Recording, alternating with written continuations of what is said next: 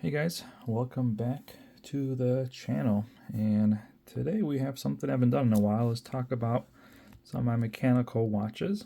I had a question come up, and I've had this in the past, about how to adjust kind of the bezel tension.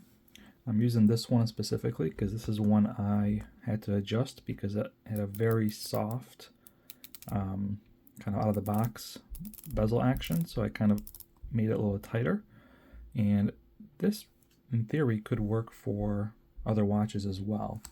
So the key thing you want to watch out for is you want to make sure that you have a watch that doesn't have some screws. Some watches have little screws in the bezel to remove it. Some watches actually you can't remove the bezel from the top. You actually have to go in through the bottom. So just kind of know what you're getting into and what kind of watch you have.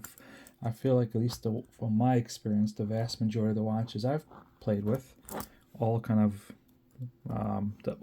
most have kind of a pop-off bezel. So to do that, it's pretty simple. You're going to need some kind of a pry tool and a little bit of tape to protect your watch.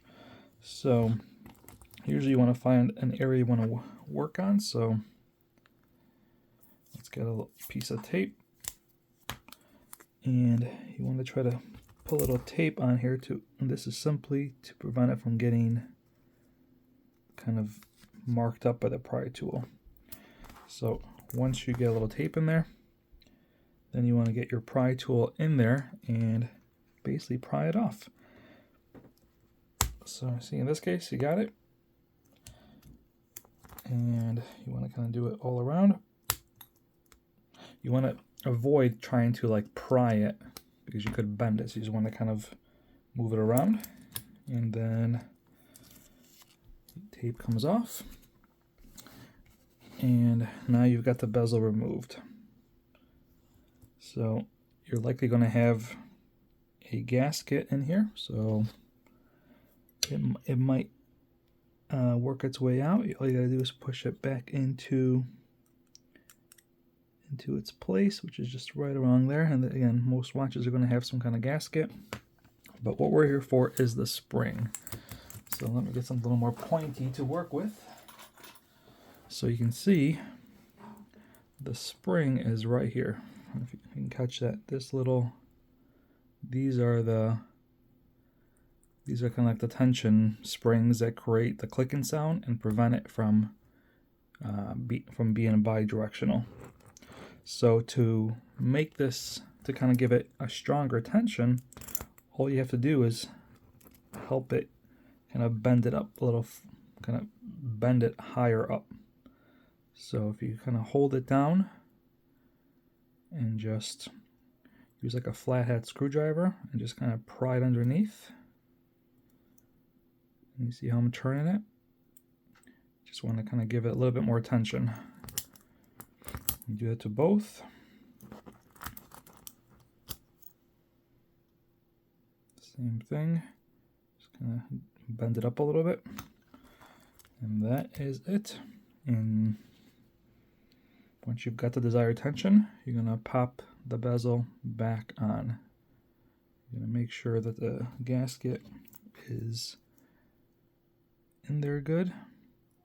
Might be a good time also if you want to put a little extra oil on it to keep it from drying out. As you can see, mine's glistening because I did oil it when I took it off a while ago. Okay.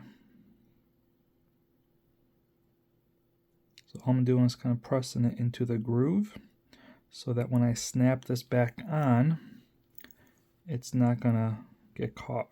So it should kind of sit flush in its little channel here. Okay. Now to pop it back on, you can use a watch press. You could just use, you could put it upside down and press it against a table. But I'm going to use a press just because it's the easiest way.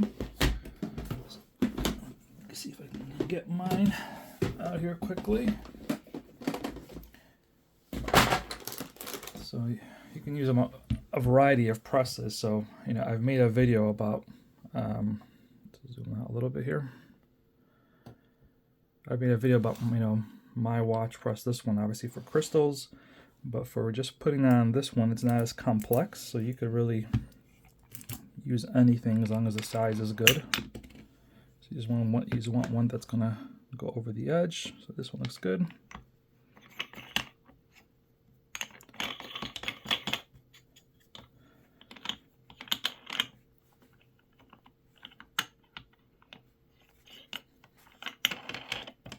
Okay, so now just get the watch in place. It's a little, try and do this all on camera, so it's a little harder, but so there we go. So just line it up. Like I said, I'm just gonna pop it back in place. There we go.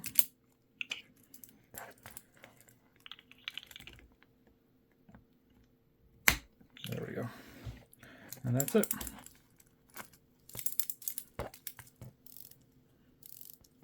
Now it's nice and tight. I think I made it a little tighter, but there we go. Once you kind of loosen it up, so that's essentially how you tighten it up. See, so now there's no play at all, and it's as tight as can be.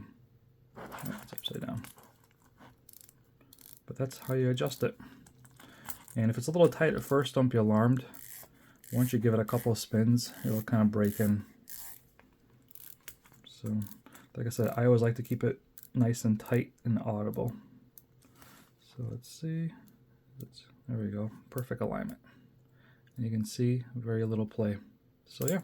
So that's basically how you would adjust your bezel action if it was a little too kind of loose. And that's how this one arrived. Very loose. Like I could just turn it with no effort.